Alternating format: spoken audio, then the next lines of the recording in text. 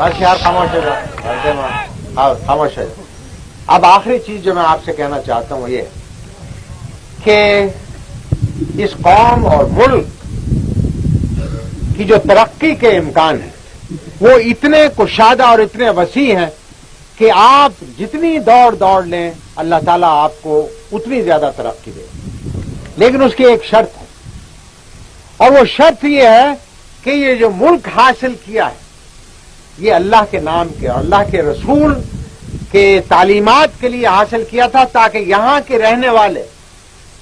اپنی زندگیاں اسلامی اقدار کے مطابق بسر کر سکیں۔ ہم نے گزشتہ 40 سال کے اندر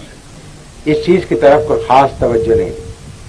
گزشتہ 10 سالوں سے یہ مولانا اکرم جیسے علماء کرام اور یہاں کے اکابرین جنرل مجید ملک صاحب، راجہ افسر میں جو صفدر صاحب کی عنایات ہیں کہ ہم گزشتہ 10 سال سے کچھ تھوڑی سی اسلامی اقدار کی طرف توجہ دلانے کے اندر کامیاب ہو سکے۔ اسلام کا نام یہ نہیں ہے کہ آپ یہاں دیکھیں کہ کتنا زور کا نعرہ مار سکتے، لیکن اسلام کی اقدار یہ ہونی چاہیے کہ جو اللہ تعالیٰ کو ماننے والا ہے اور جو اللہ تعالیٰ کا نام لینے والا ہے، جو رسول کا شدائی ہے، جس کے دل کے اندر حب رسول ہے،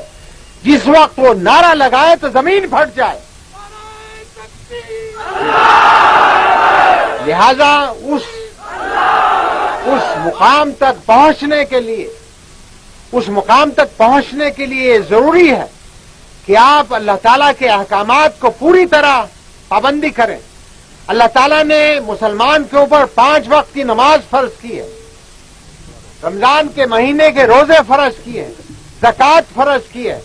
اور اس کے علاوہ اسلامی اقدار کے اندر یہ ضروری ہے کہ بھائی اپنے بھائی کی خدمت کرے،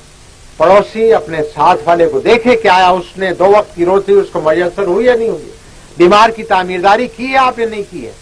آپ نے اپنی بہنوں بچیوں کو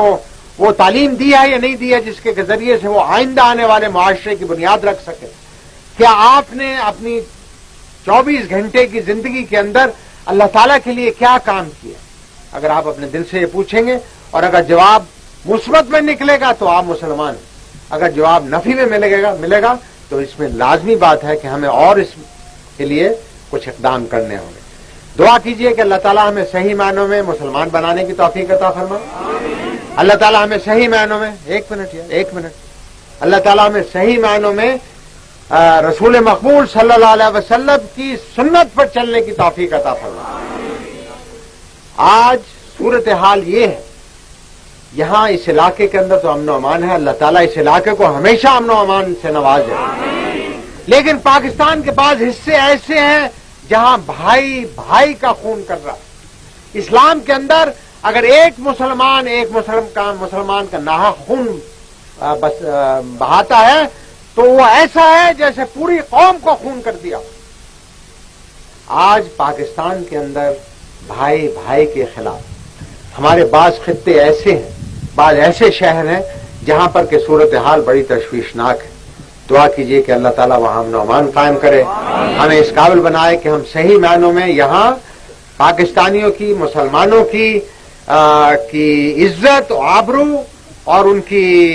املاک کا صحیح طور پر حکومت تحفظ کر سکے، تاکہ ہر شہری ایک آزاد شہری ہونے کے ذریعے سے، ایک آزاد مسلمان ہونے کی حیثیت سے، ایک اچھا پاکستانی ہونے کی حیثیت سے اپنی زندگی گزار سکے۔ یہ زندگی جو ہے یہاں پر ہمیشہ ساری عمر کسی نے نہیں بیٹھ سکتی۔ یہاں سے 10 قدم کے فاصلے پر دیکھیے آپ کو قبرستان نظر آئے گا۔ آپ اور میں روزانہ ایک جنازہ جاتا دیکھتے ہیں۔ ہم نے بھی ایک دن اس مٹی کے نیچے 6 فٹ جانا ہے،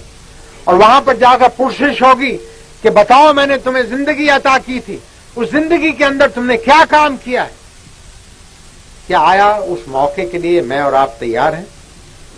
اگر تیار ہیں تو پھر ہمیں اپنے آپ کو خوش قسمت سمجھنا چاہیے۔ اگر تیار نہیں ہے کیونکہ موت کا وقت معین نہیں ہے، اگر اللہ تعالیٰ زندگی عطا فرمائے تو اس کا صحیح فائدہ اٹھا کر قوم اور ملک کی خدمت کرنی چاہیے، اسلام کی خدمت کرنی چاہیے، اپنے بچوں کی، اپنے عزیز و اقارب کی خدمت کرنی چاہیے، تاکہ ہم آئندہ کے لیے ایک ایسا معاشرہ چھوڑ کے جائیں جو کہ صحیح معنوں میں اسلامی اقدار پر مبتنی۔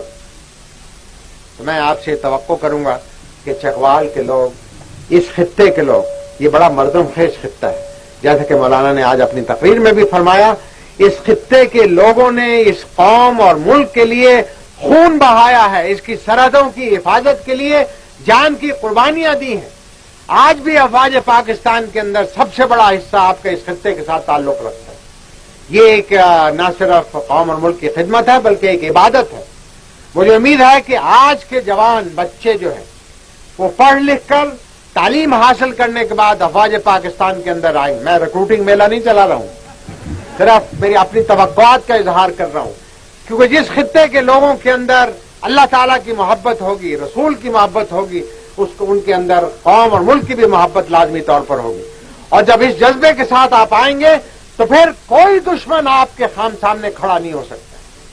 آج پاکستان کو بہت سے دشمنوں کا مقابلہ ہے، اندرون ملک بھی اور بیرون ملک بھی۔ یہ ہم اسی حالت میں